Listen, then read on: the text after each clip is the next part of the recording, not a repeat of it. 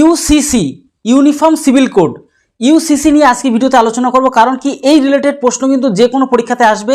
আগামী যে সমস্ত WBSSC group C group D এর পাশাপাশি বিভিন্ন ধরনের যে ইন্টারভিউ রয়েছে সেখানে কিন্তু ইউসিসি থেকে প্রশ্ন আসতেই পারে, ঠিক আছে।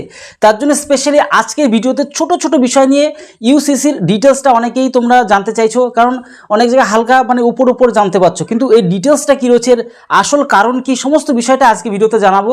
আজকে সমস্ত বিষয়টা তোমরা প্রথম থেকে শেষ পর্যন্ত ভিডিওটি দেখো। ইউসিসি অর্থাৎ ইউনিফর্ম সিভিল কোড নিয়ে সমস্ত ডিটেলসটা আজকে জেনে যাবে, ঠিক আছে। তাই প্রথম থেকে শেষ পর্যন্ত ভিডিওতে দেখো। আজকের এই ভিডিওটি প্রত্যেকের জন্য খুব প্রয়োজন।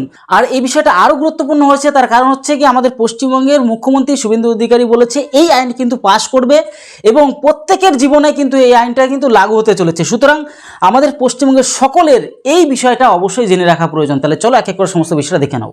আমাদের পশ্চিমবঙ্গে আসতে চলেছে ইউসিসি অর্থাৎ ইউনিফর্ম সিভিল কোড। দেখো তোমাদের এক এক করে সমস্ত বিষয়টা দেখিয়ে দেবো, ঠিক আছে। ইউনিফর্ম সিভিল কোড, তো তোমরা সমস্ত জিনিসটাই আজকে ভিডিওতে জানতে পারবে, একদম পুরো ডিটেলসে আলোচনা করবো, ঠিক আছে। কারণ এই জিনিসটা জানা খুব প্রয়োজন। আগামী যে সমস্ত ইন্টারভিউ হবে, যে সমস্ত পরীক্ষার জন্য ইন্টারভিউ হোক না কেন, এই ইউসিসি বিষয় থেকে কিন্তু পরীক্ষা আসার মতন কিন্তু সম্ভাবনা প্রবল রয়েছে। এটা সংক্ষিপ্ত একটা ব্যাপার রয়েছে কি, এক আইন এক অধিকার এক সমাজ, ঠিক আছে। এই যে ইউনিফর্ম সিভিল কোড এক এক করে তোমাদের আলোচনা করব, একটু হয়তো সময় লাগতে পারে, কিন্তু আজকের ভিডিওটি প্রত্যেকের জন্য খুবই মূল্যবান একটা ভিডিও, ঠিক আছে। বাদ বাকি আমরা ছোটো ছোটো বিষয়টা আলোচনা করব না, ঠিক আছে। এবার মেন বিষয়গুলো আমরা আলোচনা করব। দেখো আমাদের যে মেন বিষয়গুলো প্লাস তার পাশাপাশি আমাদের ডিটেলসটা আমরা আলোচনা করব, এক এক করে আলোচনা করব, যাতে করে তোমরা সমস্ত জিনিসটা আজকে ভিডিওতে সম্পূর্ণ ক্লিয়ার হয়ে যায়, ঠিক আছে।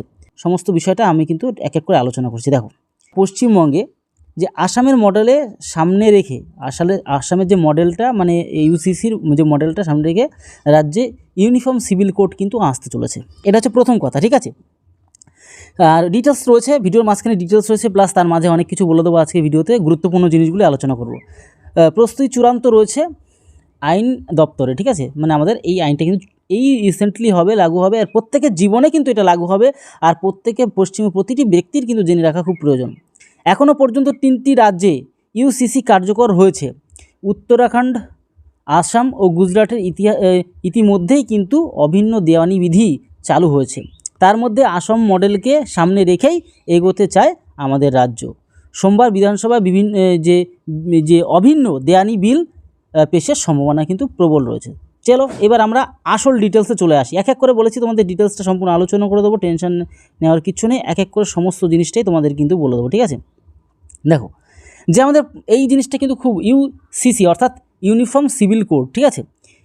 এক দেশ একই আইন, বিস্তারিত আলোচনা তোমাদের সমস্ত বিষয়টা। আর তোমরা কারা সমর্থন করছো আর কারা সমর্থন করছো না অবশ্যই কিন্তু কমেন্ট বক্সে জানাতে কিন্তু ভুলবে না, ঠিক আছে। এটা তোমাদের কাছে রিকোয়েস্ট হলো। এবার আমরা নেক্সট চলে আসবো পরবর্তীটা। দেখো এই আমরা আমাদের নেক্সটের ডিটেলসে চলে আসলাম। নাম্বার 1 যে ইউনিফর্ম সিভিল কোড ইউসিসি বা অভিন্ন দেওয়ানি বিধি কি?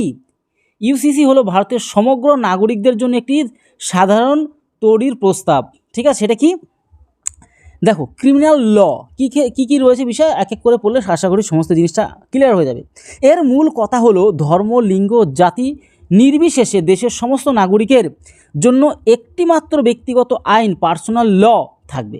এটা দেখো একদিক থেকে ভাবলে কিন্তু কোনো অসুবিধার কোনো কারণ নেই, কোনো জাতি ধর্ম কোনো ব্যাপার স্যাপার থাকবে না, একটা আইন থাকবে এবং সেটা কিন্তু একটা ভালো প্রস্তাবও হতে পারে, ঠিক আছে। বা তোমাদের মতামতটা অবশ্যই তোমরা জানাবে। চলো এক এক করে সমস্ত ডিটেলসে আশা করি শেষ পর্যন্ত দেখলে পুরো ক্লিয়ার হয়ে যাবে বিষয়টা, ঠিক আছে। এবং প্রিয় বান্ধবীদেরকেও অবশ্যই ভিডিওটি শেয়ার করে তাদেরও কিন্তু জানিয়ে দেবে বিষয়টা, ঠিক আছে। বর্তমানে ভারতে ফৌজদারি আইন যে ক্রিমিনাল ল সকলের জন্য সমান হলেও ব্যক্তিগত বা দেওয়ানি আইনগুলি ধর্ম অনুযায়ী আলাদা রয়েছে এখনও।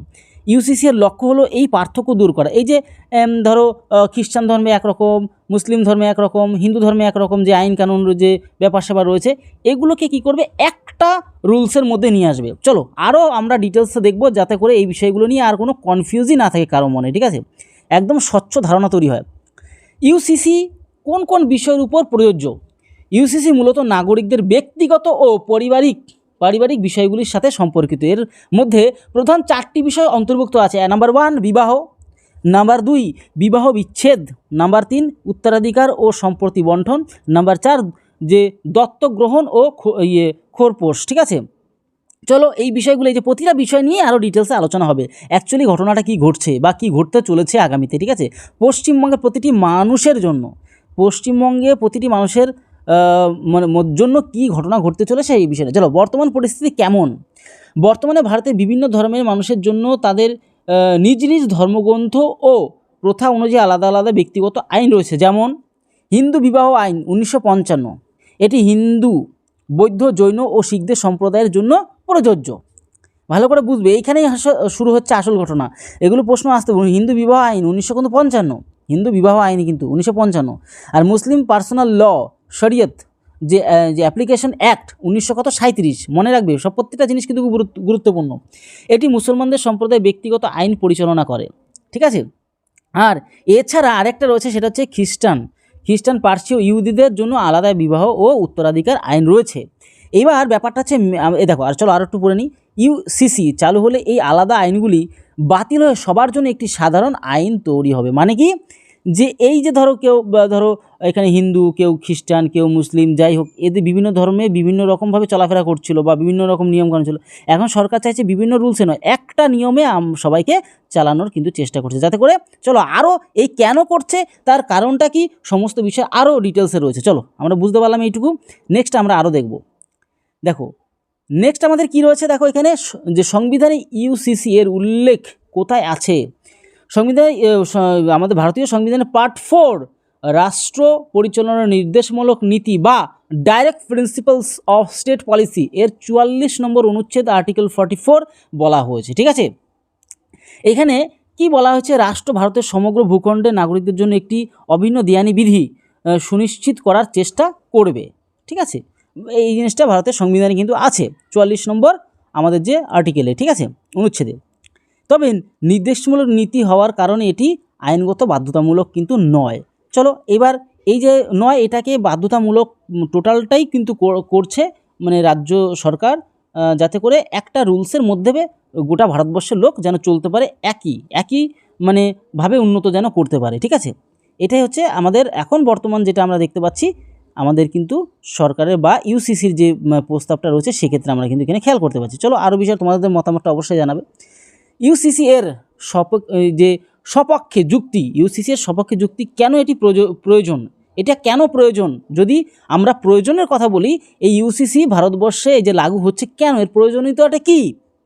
দেখো এর প্রয়োজন হচ্ছে, সবার প্রথম প্রয়োজন হচ্ছে যে সমান অধিকার ও যে জেন্ডার জাস্টিস। সেক্ষেত্রে কি, বর্তমানে কিছু ধর্মের ব্যক্তিগত আইনে নারীদের অধিকার কম। ভালো করে তোমরা যদি একটু খেয়াল করে দেখো, নারীদের অধিকার কম অনেক ক্ষেত্রেই রয়েছে। ইউসিসি চালু হলে সমস্ত ধর্মের নারীরা সমান অধিকার পাবে, ছেলেও যেরকম অধিকার পাবে, নারীরাও সেরকম অধিকার পাবে। তো এটা তো ভালোই, একেবারে খারাপ কিছু না। দেখো দ্বিতীয়ত আমরা দেখব জাতীয় সংহতি, মানে এক দেশ এক আইন, সবার জন্য সমান, এটা খুব ভালো। দেশের সমস্ত নাগরিকের জন্য একই আইন থাকলে তা জাতীয় ঐক্য ও সংহতির বৃদ্ধিতে সাহায্য করে। বেস্ট, ভালো দেখলাম। নেক্সট আমরা কি দেখব, যে প্রকৃত ধর্মনিরপেক্ষতা। দেখো ধর্মনিরপেক্ষ বা সেকুলার যে অনেক আমরা যে বলি, হ্যাঁ, সেক্ষেত্রে ব্যাপারটা কী ঘটছে, সেকুলার কীভাবে আমরা পালন করতে পারবো আরও ভালোভাবে, সেক্ষেত্রে ইউজিসি যেটা বলছে আর কি, একটি ধর্মনিরপেক্ষ রাষ্ট্র আইনের সঙ্গে ধর্মের সরাসরি যোগ থাকা উচিত নয়। রাষ্ট্রীয় আইন সকলের জন্য সমান হওয়া বাঞ্ছনীয়। হ্যাঁ, সবার জন্য সমান আইন করবে। চলো দেখি আরও কি বলছে। দেখো আইনি জটিলতা হ্রাস, একাধিক ধর্মভিত্তিক আইনের বদলে একটিমাত্র সাধারণ আইন থাকলে বিচার ব্যবস্থার উপর চাপ কমবে এবং সাধারণ মানুষের আইনি বিচার পাওয়া সহজ হয়ে যাবে। এটাও ভালো। চলো আমরা নেক্সট আমরা দেখব কি বলতে চাইছে আরও। দেখো এখানে আমাদের কি বলেছে, যে ভারতের কোথায় কোথায় ইউসিসি চালু আছে। দেখো গোয়াতে চালু আছে। গোয়া ভারতের একমাত্র রাজ্য যেখানে uniform civil code, Goa civil code কার্যকর রয়েছে। 1967 সালে পর্তুগিজ সিভিল কোড এখানে এখনও বলবৎ রয়েছে, যা সকল ধর্মের মানুষের ক্ষেত্রে সমানভাবে প্রযোজ্য। উত্তরাখণ্ডেও রয়েছে। সম্প্রতি 2024 সালে ফেব্রুয়ারি মাসে উত্তরাখণ্ড বিধানসভা উত্তরাখণ্ড অভিন্ন দেয়ানি বিধি ইউসিসি বিল পাশ করেছে। স্বাধীন ভারতের ইতিহাসে প্রথম, এগুলো কিন্তু আসবে, স্বাধীন ভারতের ইতিহাসে প্রথম রাজ্য হিসাবে উত্তরাখণ্ডে এটি কিন্তু পাশ করেছে। উত্তরাখণ্ডে, যে উত্তরাখণ্ড আমরা দেখতে পাচ্ছি, আর এটা তো গোয়াতে আমাদের ছিল। টোটালটাই ভিজুয়াল আকারে তোমাদের রয়েছে, টেনশন নেওয়ার কোনো ব্যাপারই নেই, ঠিক আছে।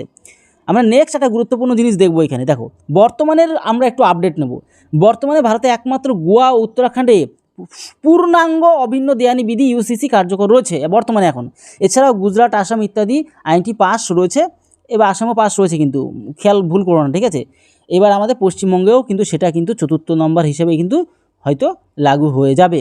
দেখো রাজ্যভিত্তিক বিস্তারিত আলোচনা তালিকা দেখো তো, উত্তরাখণ্ড ধর্ম বা জাতি নিরপেক্ষ বাসিন্দা হিসেবে চলো গোয়া রয়েছে, আমরা দেখলাম গুজরাটে রয়েছে, আমাদের কিন্তু আসামে এটা কিন্তু। এইবার ব্যাপারটা হচ্ছে কি, যে অভিন্ন দেওয়ানি আসাম মডেলের কি রয়েছে, সুশাসন, দ্রুত বিচার ও ন্যায়, এই যে একই জিনিসগুলোই রয়েছে আর কি।